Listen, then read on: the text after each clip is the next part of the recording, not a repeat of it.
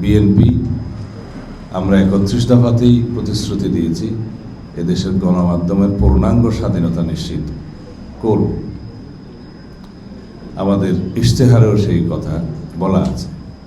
গণমাধ্যমের জন্য আলাদা সংস্কার কমিশন করে সে সমস্ত রিপোর্টের ভিত্তিতে আমরা প্রয়োজনীয় ব্যবস্থা নেওয়ার অঙ্গীকার করেছি।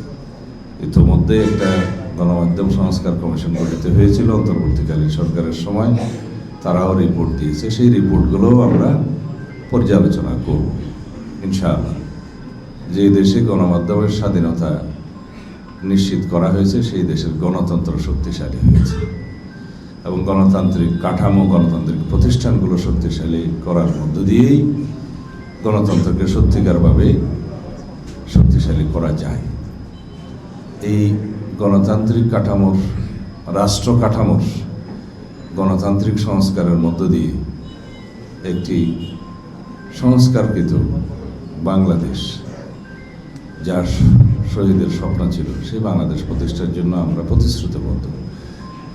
সেই রাষ্ট্র কাঠামো, গণতান্ত্রিক সংস্কার, সংবিধানের গণতান্ত্রিক সংস্কারের জন্য আমরা দীর্ঘদিন কাজ করেছি জাতীয় ঐক্যমত্য কমিশনে।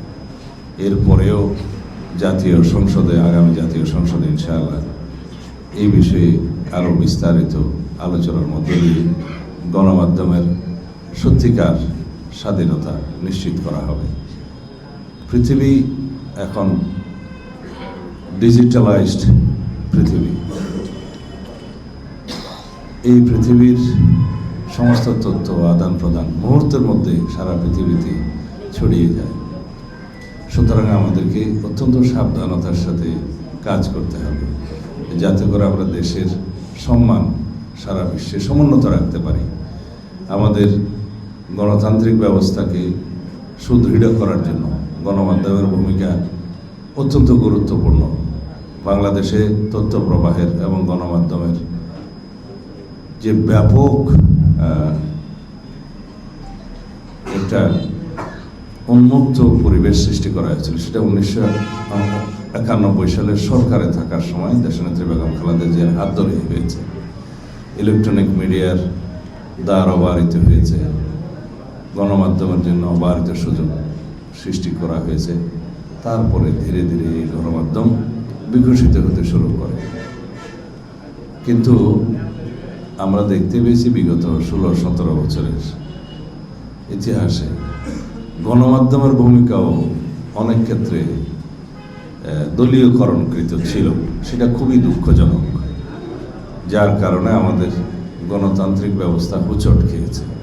সুতরাং আপনাদেরকে লক্ষ্য রাখতে হবে যাতে গণমাধ্যমের ভূমিকাটা এরকম হয় যেন গণমাধ্যমের লক্ষ্য থাকে দেশের স্বাধীনতা, সার্বভৌমত্বকে সুরক্ষিত রাখার।